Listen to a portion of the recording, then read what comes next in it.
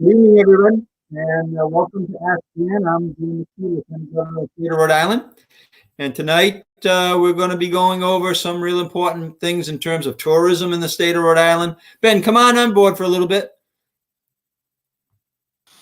And I want to introduce you to Ben. Ben's our producer, so if you have questions that you want to ask, you're able to type them in, and Ben will be able to either handle them tonight or we'll pass them along to our staff to make sure that we get back to you on any issues that are impacting you relative to the, in particular, the COVID-19 virus, whether it's unemployment or the small business issues, or whether it might be something that has to do with, food, or you want to make some donations to some people that might need help. Right, Ben?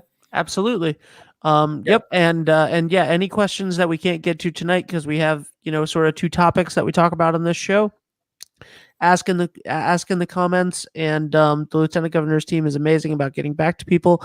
And then also we have the small business virtual town halls. If that is the information that you are needing from the SBA or the DLT or the DBR, check that out Friday at noon.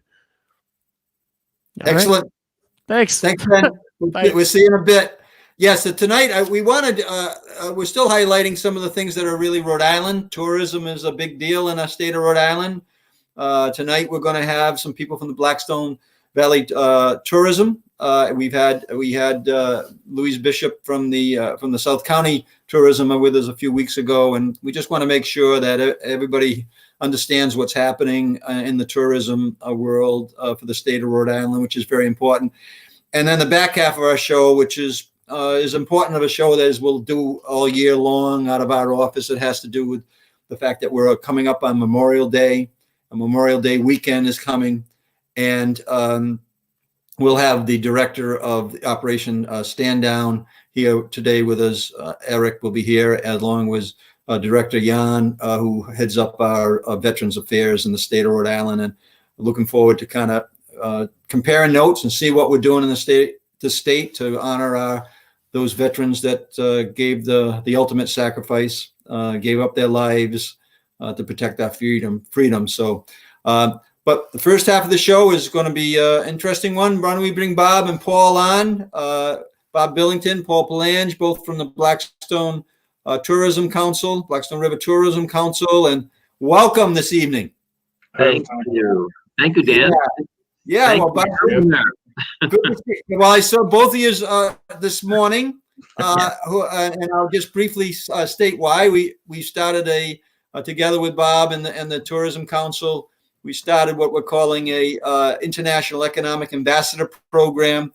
We're still very active with that, and we were on a conversation today with the Health Minister of Health in Israel. That was interesting, Bob, wasn't it? It was really amazing. It's interesting, Governor, that we can talk a world away or half a world away, and they are dealing with the same problem we're dealing with. And I thought you were zeroing in on some interesting topics regarding education. So yeah, it was a great session. Yeah, well, I think that we need to take a look, and that was the whole idea when you came up with the idea, Bob, right? You and Lewis and Sonny and I, in terms of the idea of like really tapping into the resources that we have in the state, and we should be comparing notes, especially with somebody like Israel. That's about 6 weeks or so ahead of us right now in terms of when they had their peak on their virus, and the way that they've been working with their schools. They're not experimenting. I wouldn't say experiment, but they're doing a trial and error there in terms of trying to figure it out. They really are. I think it was great that you brought in Israel. I guess we're talking to New Zealand very quickly. Very soon, I think, aren't we? And yes, I believe that's tomorrow. Yeah, we had a nice call with Taiwan on last week. Yeah, so it's great that economic ambassadors are active during a time when we're separated like this, but we're able to connect in now all over the world, and that's what we're going to do. But tonight we wanted to talk to you and Paul specifically about tourism and the impact that the virus has had on the tourism councils, not only in Blackstone Valley but around the state of Rhode Island. We were just talking to on one of our small business calls, the vacation home rentals. With a 14-day quarantine, what is that doing to their livelihood, and then all the activities? Tell us a little bit about all the activity that comes into the state of Rhode Island as a direct result of our tourism. Well, amazing, Dan. For a small state, it's a multi-billion-dollar business, of course. Blackstone Valley, the 9 towns to the north, we're about 10% of the state brings in for total tourism, and that is probably $500 million at least. So that's ravaged right now. And so we've been doing a lot of thinking about what can we do with a little bit of money to ensure that our local businesses are front and center to our local people, our residents, because we are really going to be relying upon them. I think you're doing a great job with both on local business, because this is what's going to bring us back. So we need our local people frequenting our local businesses. So tonight we have one of our newer businesses, and I know you're going to be down in talking to our friends from the Narrow River very soon, but we're going to talk first, I guess, to our friends up on the Blackstone River, Rhode Island Spirits. And Paul is one of our team members, well, it's a newspaper man, but he's turned himself into a great economic development fundraiser. And he had this, that we ought to be taking a long-term program, which is we've been running face-to-face with local people called Blackstone Culinaria.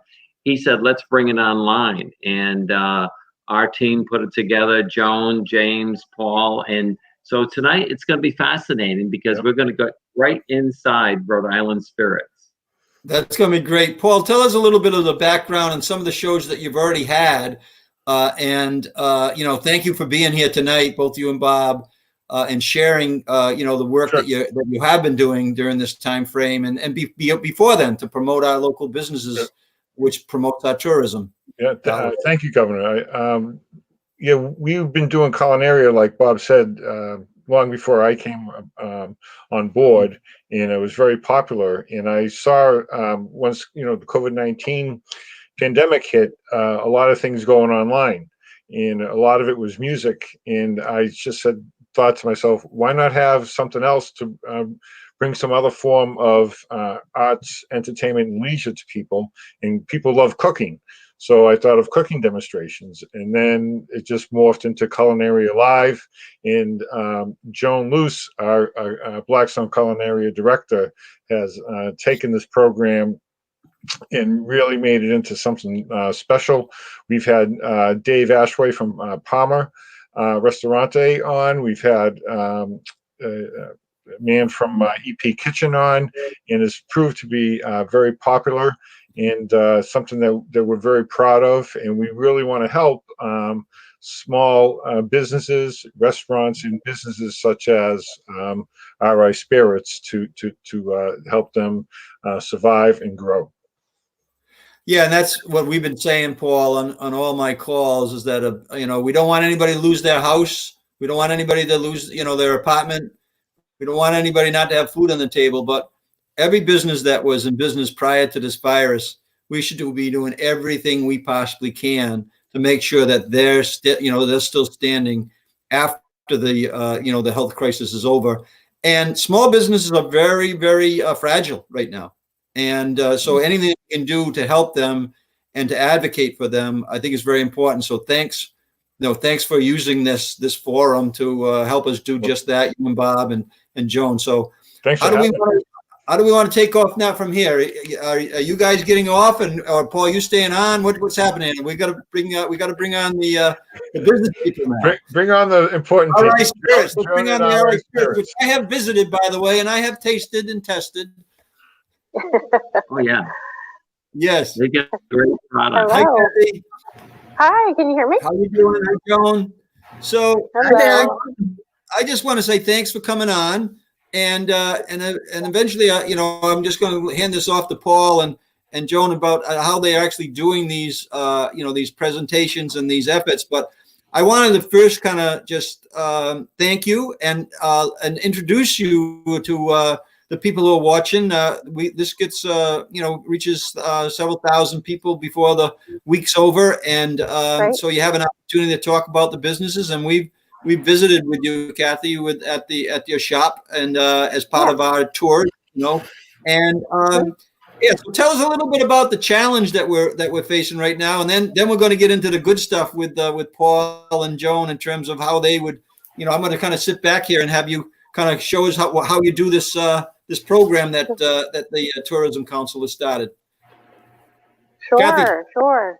Yeah, so our business model has completely changed, seeing as people don't come in the door anymore for a cocktail. We did tours with some regularity on the weekends, and we're not doing that right now. But you mentioned small businesses, and that we will rise together. And so a lot of our efforts right now are reaching out to small businesses who sell our products, whether there be stores, package stores, or whether they be restaurants that are just now figuring out how to open up their doors. So we're all going to get out of this together, I hope. So do you want me to just give you a quick tour of the still room, and then we'll go make a cocktail? I think that's a good idea. Let's do that. That'd be great. Great. Well, come on in. Great. Okay. Well, Kara's got the camera, and I'm going to give you a really, really quick tour so that we can do the cocktails, because that's the most important part here. I'm a little rusty because we haven't done any tours since March, which is when we closed, and we actually had to close on our anniversary weekend. We were just a year old. Always use your hand sanitizer. When people come in for a tour, what they would do is get a fresh glass of Pawtucket water. I have to say it's reverse osmosis filtered first. And we give them a little glass, and then we take them down the line of our product. Rhodium is our brand. We are making vodka and gin in the cores. And what I would do on a regular tour is sort of take people down the line. I would do so in a way that is kind to their palate. We would end with a coffee, start with a vodka, and then do some of the fun, fruity stuff in between. We have our still back behind me.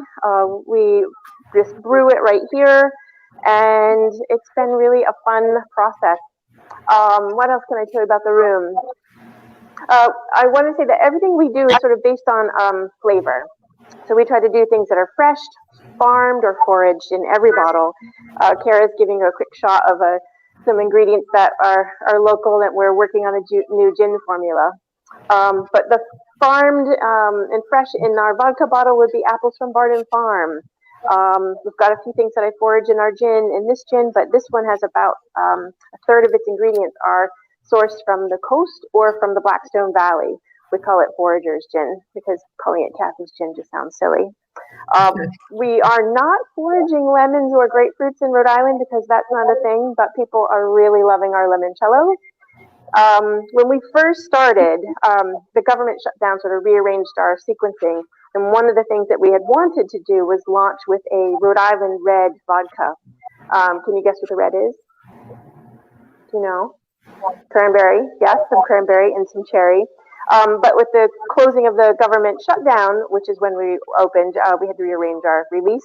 So we released that for our anniversary and then closed our door as it goes. In here, we've got fruit from Warwick, from the Rocky Point Farm, and not only do they have blueberries, they have pawpaw, and that's a pawpaw liqueur, very special. And then we drive home every day by Down East Coffee Roasters here in Pawtucket, and we use a coffee bean from their roastery. It's decaffeinated, and the black walnuts in our black walnut coffee vodka I forage locally. So that's a quick line of the products. We're having a lovely time with foraging and flavors and reaching out to farmers. And I think what I'll do now is go give you a quick cocktail. Cathy. So yeah, go ahead, Paul. How can people purchase your product now? So we are in about 60, 80 stores in the state right now, and we're with a major distributor. So as long as they're in good standing, your local store, you can pick up the bottles anywhere you want. Kara was giving you a quick look at the mask making project, which is what we've been doing in our spare time here when we've not been entertaining guests. And she gave you a quick look at the Blackstone River Valley, and we just love being right here on the water. It's pretty magical. So jumping into cocktails, because that's why we're here. I wanted to just point out that as summer approaches, a gin and tonic, you just can't go wrong. We do recommend you use a really good tonic. We use Fever Tree that you can get from us or you can get from any shop as well. And really just pick your gin. And sometimes people say, well, how much gin and tonic, how much tonic, how much gin? And really it's to taste. So use what you like and go from there. We're going to make 2 drinks. So the first drink we're going to make is a Ginger Rogers, which is a tasting room favorite here. And we try to keep things very, very simple. And what we do is put these things on our Facebook page. We've got a whole work from home cocktail series. So you can get these ingredients in these proportions on there, and it's kind of fun. So gin, it's 2 gins, 1 lemon simple syrup, and 1 lemon juice. And add that to your ice. And then you just give it a top with ginger ale and a quick stir. And you have made a most magnificent Ginger Rogers. We like to put a little candied ginger on a stick and let you either munch on it or stir it or just flavor a little further with your drink. So that was easy. Next thing we're going to do is make a Paloma. A lot of our ingredients go really well with other spirits, and so Paloma is a tequila drink, and so you can get a really nice tequila. And instead of a grapefruit juice as the main, we're actually going to use our grapefruit cello. And the ratios on this are 2 tequilas and 1 grapefruit cello. And then we grab the juice. We like pink grapefruit juice. It's kind of more flavorful, I think, and a little sweeter than a traditional white grapefruit juice. And 1 of those. There we go. Oh, it smells good. I'm sorry you can't smell it on the camera. And a splash of lime.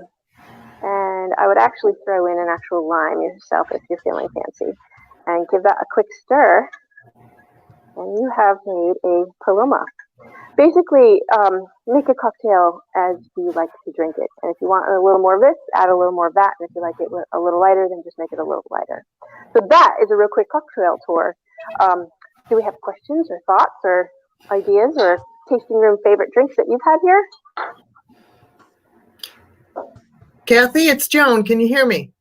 Hi, Joan. Hi. Yes, I can hear you. We have a question. How long have you been in business? Oh, we've been in business a year, March.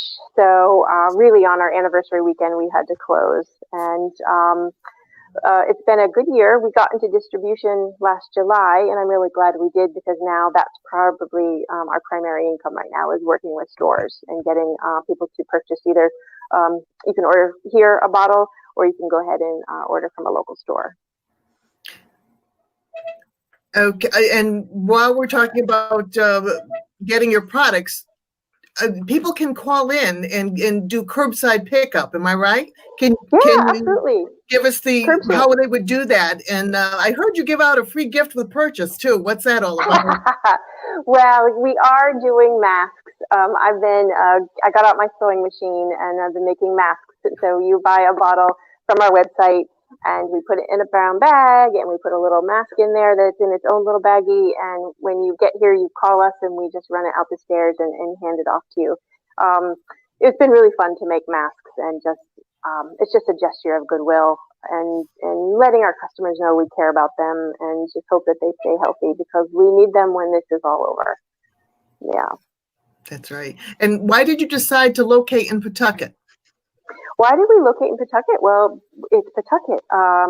We live in Pawtucket and we love Pawtucket and used to live in Portland, Maine, and I can see a lot of what's happening here, particularly on the water, is what happened in Portland years ago. And it really became this very vital, very foodie and craft and art and spirits kind of a city. And so we kind of see the potential for that right here.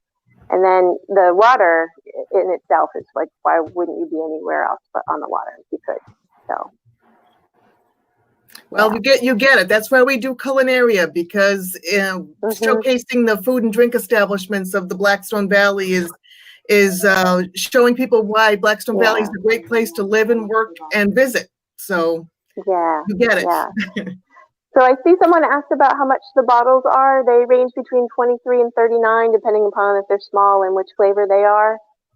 You mentioned Culinaria, and Joan, we were so happy to participate last summer in Culinaria.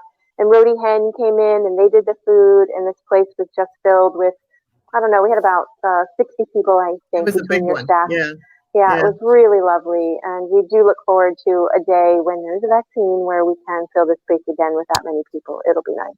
Yeah. So for a while, instead of bringing people to the restaurant or the distillery, we're bringing the restaurant and the distillery to the people. So we really appreciate that. Yeah. And we have another question. Where are you located? Your address and what are your hours? Sure. So we're often here, so you can call and we might be here. But we are open Thursday, Friday, Saturday, 2 to 6 for pickup. And you could just order it online and come in and get it. We're at 59 Blackstone Boulevard. Avenue, rather, not Boulevard. We are between we're between Tolman High School and Berger Recycling, right next door to us. You have to go around the Armory and down to the river. So we're right on the water. Old Mill, which used to be not only for making fabric, but also used to be for jewelry making. And we were told just before we closed, a man came in and pointed to the other side of the room and said his dad worked here in plating, and that was where the rhodium tank used to be. And so rhodium being our brand, it was just kind of really funny to find that out. It was a nice little coincidence. Well, so I have Cathy, to say too, we're doing another promotion to get people to do takeout orders from the food and drink establishments of the Blackstone Valley, and we're doing Blackstone Bingo. And we have bingo cards, and every square is a restaurant or a food or drink establishment in the Blackstone Valley, and you're on the Pawtucket card. So anybody that orders from you, keep their receipt. They send their receipt and their bingo card into the Tourism Council, and they can be eligible for some great prizes. So there's a bonus for ordering something from Rhode Island Spirits. Yeah. And I think the prize from us is a private tour. We'll be able to sanitize you up and sanitize our space and give a couple of people a private tour. And that's one of the prizes in the bingo. So that'll be fun. And a bottle of their choice to take home, too. Yes. Let's get to the important part. A bottle of whatever you'd like. And logo glasses. So it just goes on and on. It does. So, Paul, Cathy, you ask a question? Yeah. No, this is Dan McKee, Cathy. We've been Lieutenant doing Governor. our best. How are you? We've been doing our best to try to support our small businesses. I'll give a plug to rismallbusiness.org. I don't know if you've registered your business there or not, but it's a free site that we've established with some people in Rhode Island. And I think we have almost 1,300 businesses registered right now, but it's a gift certificate program. It's a advanced purchase strategy. So if you haven't gone to rismallbusiness.org, I would encourage you to do it. And now that's become this business portal that's going to really kind of be a resource as we're getting out of this virus, starting to reopen. And it's a long-term strategy for our office as well. I know you visited our office and you know that we're interested in what's happening with the small businesses, but this is a very, very fantastic site. Go to rismallbusiness.org. Anybody out there that's watching this right now that really wants to support a business or wants to register their business, it's a way that you can right now help these small businesses by purchasing items from RI Spirits and other places that we really need to support our small businesses right now. It is a time when everybody needs it, right, Cathy? Say both the city and the state have been really helpful. They've answered any questions. They've come to our need. But like I said, both the city and the state, and we've been really, really happy to have a business in Rhode Island, in Pawtucket in particular. So thanks. Well, that's good to hear. Thanks for your demonstration tonight. Paul, you got anything to add? No, just their names are Cathy, Plourde, and Carol Larson, and they're awesome, and they're just so innovative, and they seem to just love Pawtucket, and it's great to have them. Great to have them in Pawtucket. So Thank you. Yeah, Paul, Cheers. They're very generous to the community too. Yes, yes. Yeah. well, Wow. you know that the theme of my office has been the number 39, and because there's 39 cities and towns, and every one of them is important. So, and I grew up in the Blackstone Valley, still live here, so I do have a certain warm spot in my heart for Pawtucket. So, Cathy, thanks for coming on the show today, and thanks for coming from out of state to come into Rhode Island. It's a friendly place to be, and you make it even a little more friendly. So, thank you very much. Thank you very much, Lieutenant Governor, and thank you, Blackstone Valley Tourism Council. We couldn't do without you. Appreciate it. Thank you guys very much. Yeah, the Tourism Council is great, and we're so fortunate to have them here for sure. Okay, so that's, we're going to do a little bit of that type of presentation, highlighting some of our businesses and give a little demonstrations so that the people who are watching, they kind of get an idea that, they kind of get an idea of the background of some of these businesses. And RI Spirits is a great business that a year old, and we want to make sure that they get to their second year as well, and a third year, and on and on and on. So the way we do it is we make sure that you support our local businesses, whether it's in Blackstone Valley or South County or up out in the western part of the state, out in Foster Gloucester area. We all need your help. So thanks to Paul and Joan and to Bob and the Tourism Council, the Blackstone River Tourism Council, for being here tonight and to help us with that demonstration.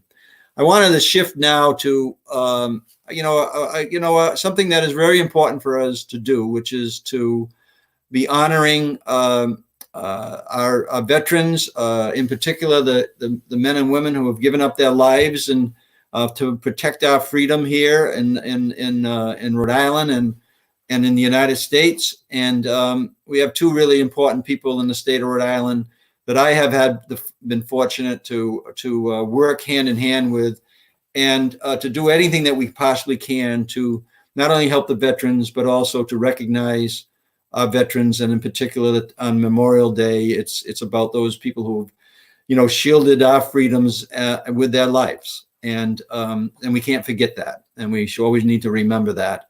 I was very fortunate. Why don't you bring the director on and bring Erik on as well? Director Jan, thank you so much for being here. Erik, Wallin, thank you very much for all you do on the Operation Stand Down and the Stand Down weekend. It happens to be in our community, down at Cumberland, and I was happy as a mayor to support it and happy as Lieutenant Governor to support it. But what I wanted to do is just have you both. I'll start with Erik. I know that Memorial Day weekend is a very important one for your Operation Standout organization. In particular, Captain D DeQuattro and the work that was done on the boots on the ground. Give us a little bit of flavor of what we would have seen this weekend without the virus, and how we're going, how you're doing to make sure that you're keeping that remembrance alive and well. And I don't know, Ben, do you have a little music for Erik at all by any chance? I don't know. I kind of cut you short on that. I don't know, Ben, do you have a little music for us to kind of play here a little bit? Let's see.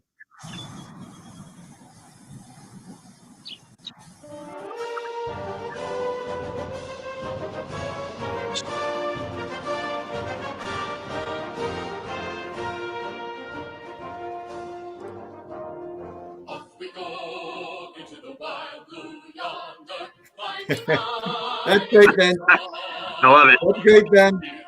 Ben, you better get Kasim's ready too when he starts talking. But yeah, Erik, please, and thank you so much for your leadership at Operation Stand Down. Tell people a little bit about what that is. Let's talk about Memorial Day and what we're doing this year for Memorial Day. Absolutely. Well, thank you so much, Lieutenant Governor, for having me, and also for your leadership during these difficult times here in Rhode Island. Of course, as you well know, being so familiar with us from your time in Cumberland and as Lieutenant Governor, Operation Stand Down for the last 28 years has been the state's largest and leading nonprofit provider of services for veterans in need. And those services include housing, employment and training, legal services, and help with just basic human needs like food and personal hygiene products. And that's year round. And we do that from our headquarters in Johnston on Hartford Avenue, and also in our satellite office in Newport. We've got a tremendous team of the 22. Almost all of us are veterans. Some of us are still serving, as you mentioned, Captain DeQuattro. I've got a couple of other of my staff members, Martin Kemp, who's been called back to active duty in the National Guard. And that's also another group of people that we help. Obviously, many of our Guard members are feeling the effects of the pandemic, economic effects, so to speak, in terms of losing a second income in the household or having been laid off from their jobs before they called up. And so been working hard to help them during this whole process. Yeah, and I know that I wanted to say, talk briefly about the boots on the ground, which I think is not only a unbelievable tribute that we see here in Rhode Island, but I think that it's been recognized nationally. Just give us a little background on that, and the fact that this year was postponed, but I still encourage people to donate to that effort. So as you prepare for next year as well. But tell us that it got canceled. Tell us that, and tell us what the ideas are to make sure that stays alive. Sure. Well, 6 years ago, our development director, DeQuattro, had suggested the idea of coming up with some way to honor all of those who have made the ultimate sacrifice in the global war on terror. And so over the course of a year, she and I and some of the Gold Star families, and of course the team at Stand Down, began to assemble almost 7,000 military boots. And this would have been the 5th year.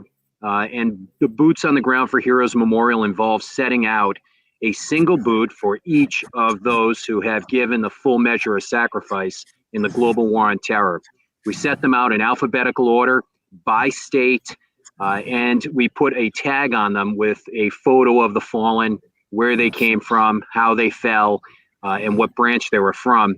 And then we very prominently display the 29 sets of boots that commemorate the 29 Rhode Islanders who, at the time that they were killed, their home of record was Rhode Island.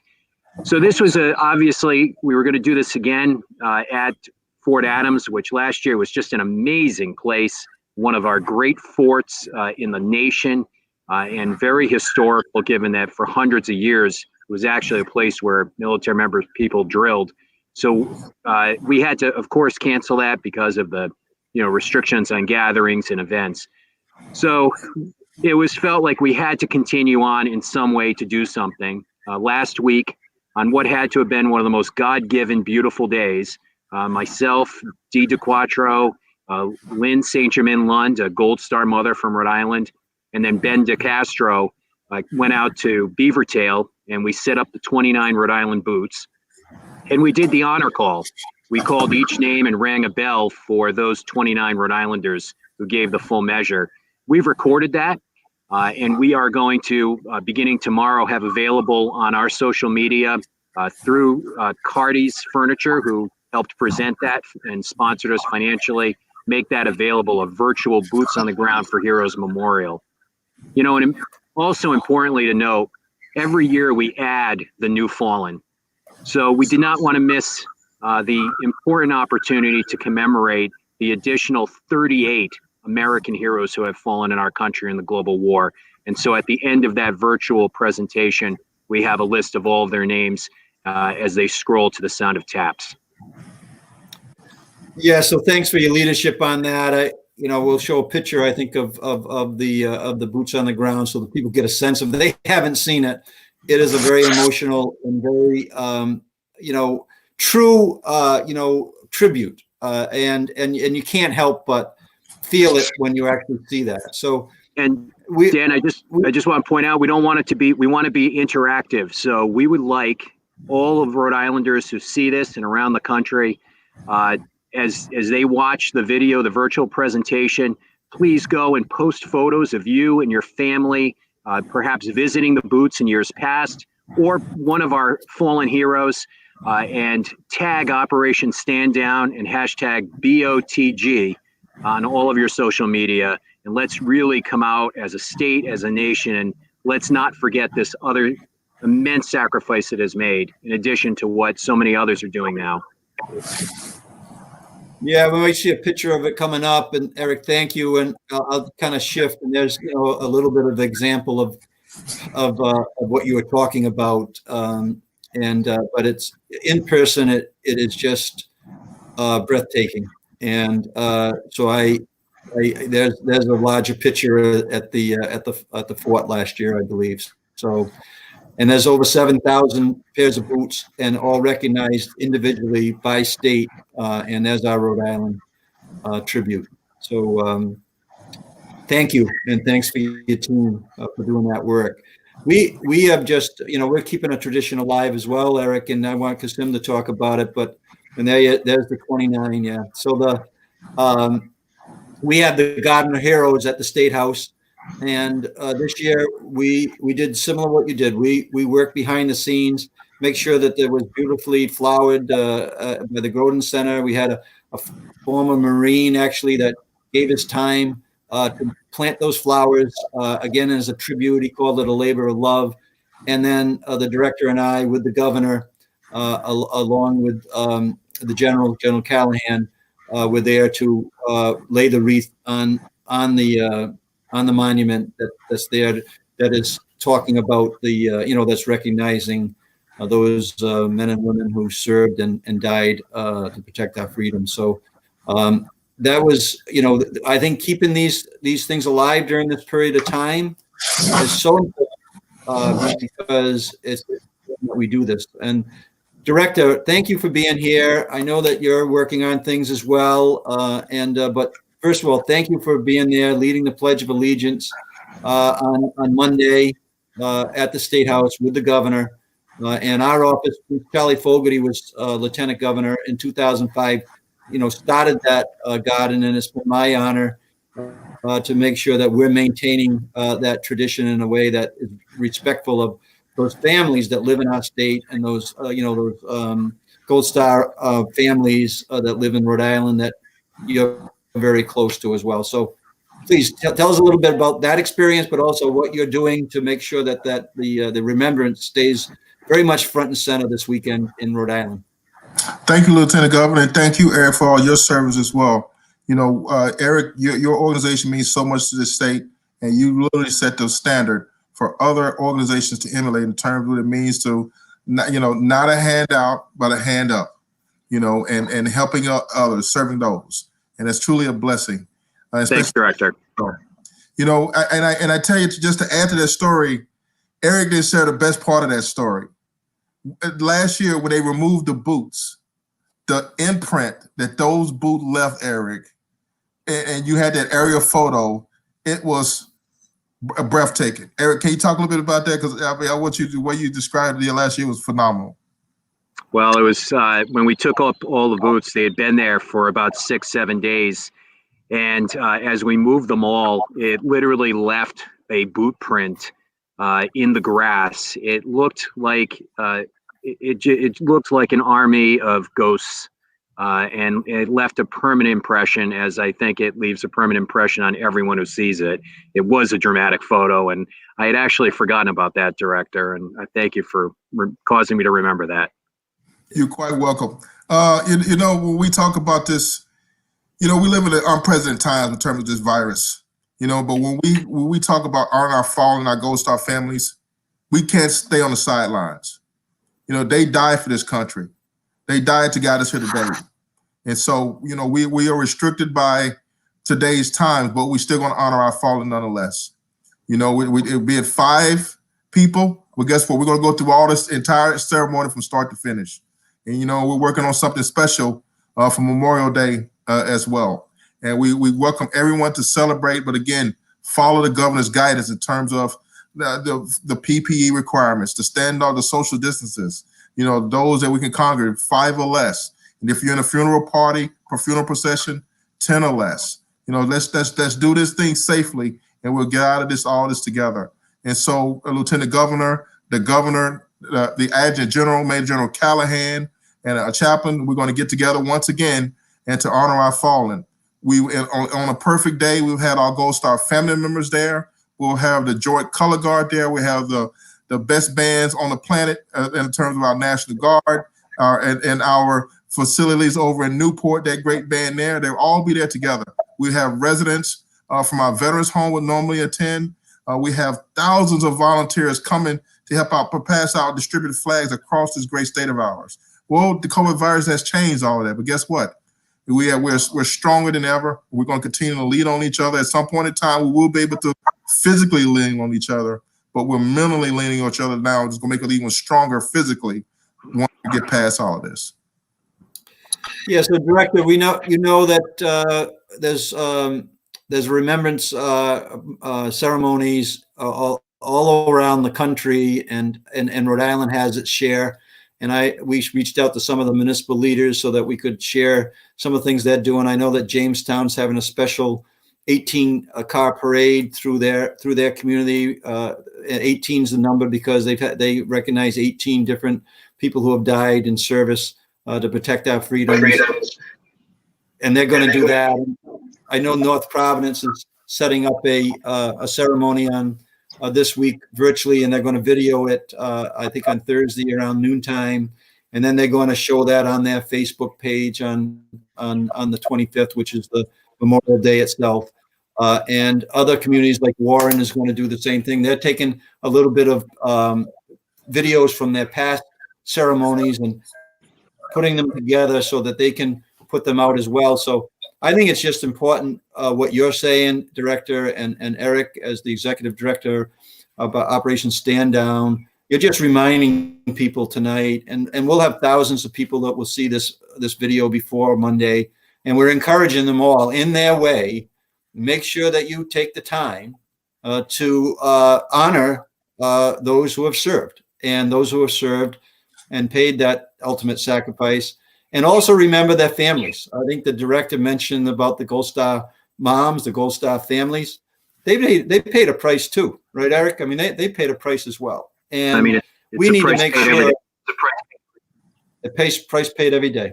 And we need to make sure that we honor them and do it on a year-round basis, as both the Director does and Operation Stand Down and many of the other veterans councils throughout the state of Rhode Island. I know that I worked hand in hand when I was a mayor of Cumberland with our Veterans Council in Cumberland.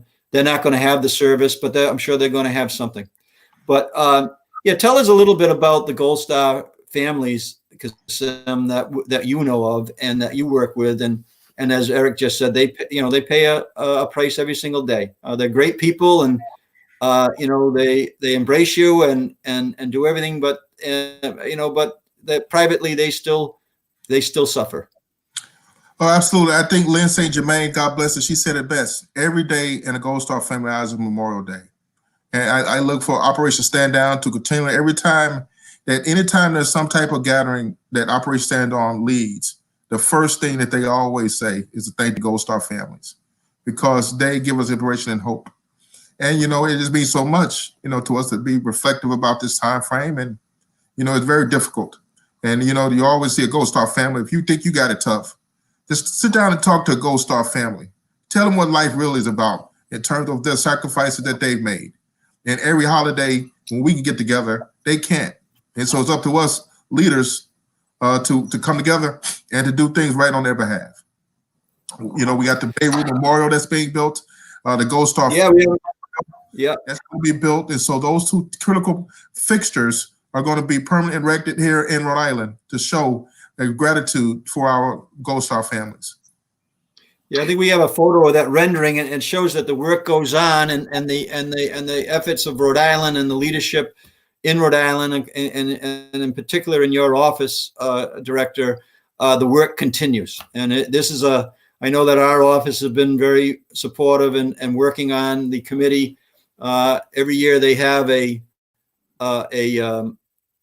honoring down in Portsmouth for the Beirut 9, which certainly it's considered one of the first acts of terror in the war of terrorism, and where 9 of our soldiers, 9 of our Marines died in that bombing, and we still have veterans that served in Beirut at that time of the bombing to tell the story.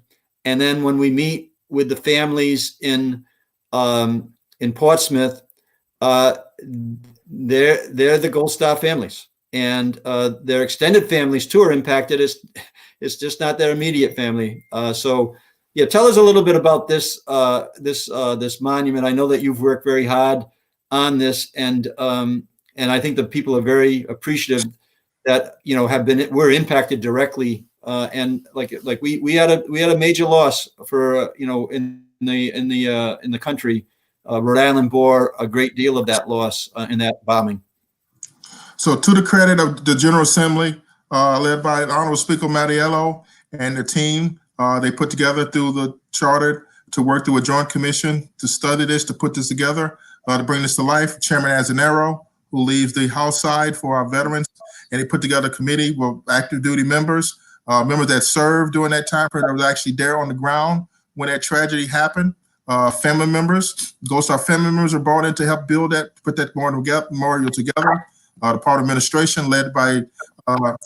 Cornelius for DCAM partnering to put this together. So it really takes the entire team, the work of the governor's office, your office, putting this together to illustrate to all of Rhode Island that our Rhode Island 9 would not be forgotten.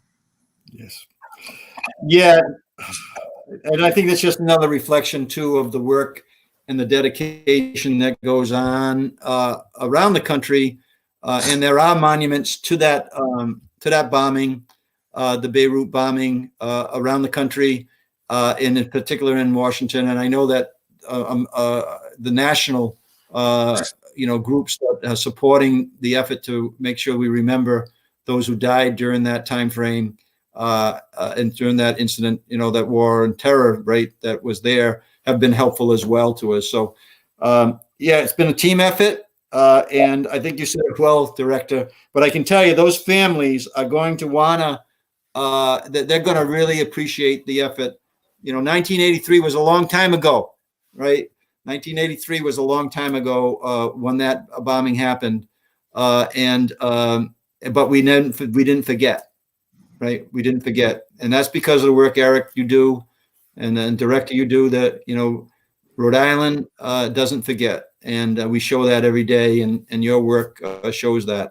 It's maybe a couple things that you can talk about the impact. Erik, you talked a little bit about it. Kasim, you've been here talking about it as well. But what the impact that this health crisis is having directly on our veterans that you work with every day, in particular down in Bristol. Give us a little update on that and how we're working our way through it and what resources we're providing to help the veterans and their families. Sure. Well, it's affected veterans in, the same way that has many throughout Rhode Island. Clearly, the economic impact has been devastating. We've had a very robust employment and training program at Operation Stand Down.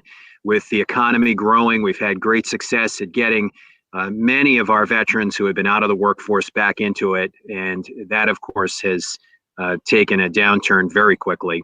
And now we need to get them back into the workforce once things open back up. Also, there's clearly an element of isolation.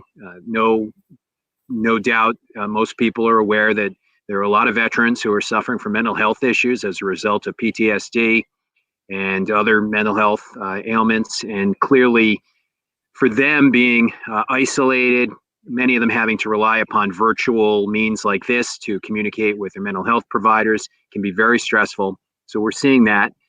And in some ways, it's also just kind of the same thing that we do every day, but in a much larger volume. We're anticipating a great number of veterans facing imminent housing issues once the hold on evictions is lifted and the courts reopen. So Operation Stand Down has recently received over $600,000 in funding from the VA, from Rhode Island Foundation, as well as from the National Grid Foundation, which we're directing immediately and right now to helping all of our veterans who are facing financial crisis and who are in need of assistance, including many of them who are wearing the uniform right now in service in the Rhode Island National Guard that are struggling. Well, Erik, thank you, and we'll put up some information to be able to contact your office directly. On that, they certainly can contact our office at 222-2371. We'll pass them your way as we do many times, and you always answer our call, and as well as the director. Director, unmute yourself there. I wanted you to weigh in as well as the impact that the current situation is having on our veterans that you're working with every day, including down in Bristol at the the veterans facility down there. Well, absolutely. We've seen, our state cemetery is still open. We have seen a substantial drop in committal services, but they're still open nonetheless. Our team there still. We're partnering with the Rhode Island Funeral Directors Association to make sure that processions that are coming in doing committal services, they're maintaining the governor's executive order in terms of size. Small right now is at 10, before it was at 5, and so they're doing great work in that perspective. Through our Rhode Island Serve network, getting referrals, making sure our veterans get timely access to help them with that benefit navigation. That's by far has been the number one need for our veterans through the Rhode Island Serve platform, is to help them with their benefits, to connect folks to reach those various resources that are out there. We've had some veterans with the small businesses that they needed some additional assistance through the work of your office, through the Commerce team, SBA, VBOC. We've been able to assist them in that effort as well. Regarding our residents, our veterans home, through the hard work of the designer facility, we've been able to contain that disease, grace of God. And so we're in good shape there too. So we follow suit with all the other nursing homes out there and all the other veterans homes too as well. We've had some hardships. With grace of God, we're doing okay in that regard too. In our PPE wise, staffing levels are a hard spot, but again, that's a common theme across all the nursing homes. So please keep them, all of our medical teams and our nursing staff across the globe, in all of our prayers. Yeah, and again, RI Serves is a portal that you encourage people to go to, right? If they have questions or they're looking for assistance or direction. It's all of our providers in a network to the great way. There we share information. It's about level of trust in our community. This is what Erik was part of that team that steered this committee together in terms of identifying what our veterans and military families needed. And this is a network that sets the bar for other states and other coordination centers to emulate. Yeah, it's a great resource, and we encourage everybody that's out there that is a veteran or has members of your family that are veterans. We encourage you to reach out to Erik, reach out to the director, because we want to make sure that you get all the possibilities, all the answers to the questions you need. And that's a way that we can honor them as well, Erik. So you're doing that every day. I know that you got housing things going on. I know that you've got certain other efforts. So what's on the horizon, Erik? Now, as we're kind of thinking out into a distance here, get past the fact that not get past this weekend, because we want to make sure people dwell on that, but get past the virus and the health issues. What's on the horizon right now for Operation Stand Down? Well, we are actually in the process of completing a legal center at Operation Stand Down on our Hartford Avenue campus. We've helped literally hundreds and hundreds of veterans in just a few short months navigate the VA disability and Social Security disability program through helping them filing initial appeals and as well as their initial claims. And we've had tremendous success really bringing them life-changing income. And for many of them, it's complements or the income that they earn while working as well, but it provides that stability. So that's something we're very excited about. I've got a great team of attorneys that do that at Stand Down now. That's part of our full, we call it the Legal Assistance for Warriors program. And then as you alluded to earlier, Governor, we have a Stand Down weekend that we have to consider.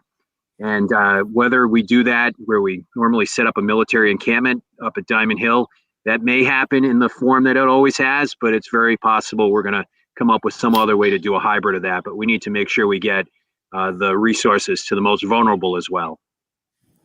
Yeah, well, please include me in any of the planning on any hybrid or strategies up there, for that. And I think there's ways that we can do virtual and real, real time, face to face. We can't let a year go by that program you identify and help so many people. With the short time I'm there, a few hours that I'm there, I meet people and we follow up on them, but you're there for the whole weekend. Several hundred veterans come and several hundred veterans receive the assistance they need. So we got to make sure that that stays alive, Erik. Absolutely. No doubt. Yeah. Yeah. So what's Director, you must have, what brings a smile to your face right now? That in the future, we talked about the Beirut Monument. That's a way to honor, but what are some of the other things that in your vision right now as the director that you see, coming up in the next 12 to 18 months? Well, Erik talked about something earlier in the opening monologue about mental health. And so we're taking an aggressive approach to combating that problem amongst our veteran military family population. And so we're working with our 3 of our campuses, specifically CSRI, Rick, and URI, to put a quasi-vet center on each campus to be a resource center for all 3 of those campuses. That way a coordinator is there to help that veteran military family get access to services and benefits. And so this is a big partnership that we're working on. We're still into some of the beginning stages, but anticipate all things going well. We're looking at launching something here in the fall. And so that's tremendous to bring that capability, because we all understand the mental health issues that are out there. Well, we know it's not okay not to be okay. It's okay not to be okay, but more importantly, taking action. And this is what we're going to do. Yeah, well, I think you're forward thinking, both of you, and both of you guys. And so I think it's important that also that we have a National Guard right now that is activated and really playing a significant role right now in this combating this virus. I don't know if anybody wants to speak out on that. I know we don't have the general on tonight, but boy, we're so proud of our Guard. They get deployed, as much as any Guard in the country. I know as a lieutenant governor, when I travel with other lieutenant governors and the topic comes up, our Guard is raised. They raise that level of recognition as being one of the most unbelievable Guards that in the country. So, before we leave, I just want to, Memorial Day is for remembering, but it's also, it is a time to reflect on the people, the men and women who are currently serving our country. So, Erik, you want to just maybe say a little bit on that, and Kasim, as we kind of leave here. I don't know if we have your song or not yet, Director, but we had Erik. Don't ask me to sing it, right? They might be screaming right now for that song. I don't know. We're plenty of time for singing. Erik, take it. Erik, the floor is yours, Erik. Well, I just thank you, Director, and thanks for what you do. And we can't forget these are our citizens, soldiers and airmen that in the Rhode Island National Guard that every day put on that uniform. Now, especially, most of them have been called back to active duty. It's a stress on the families.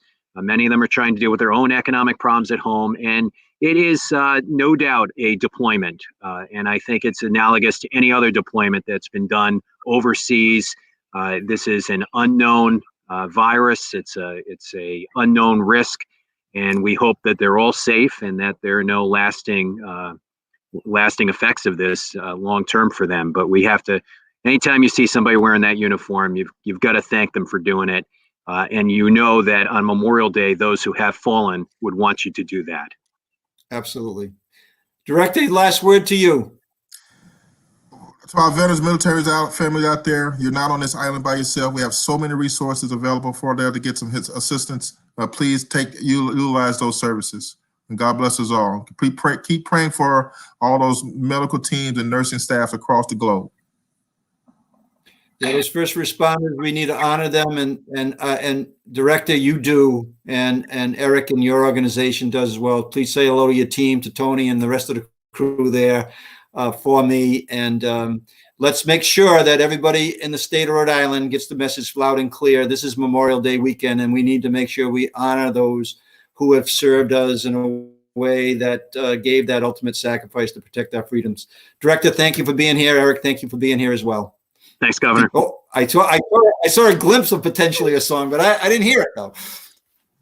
Thank you very much, gentlemen. Appreciate your time.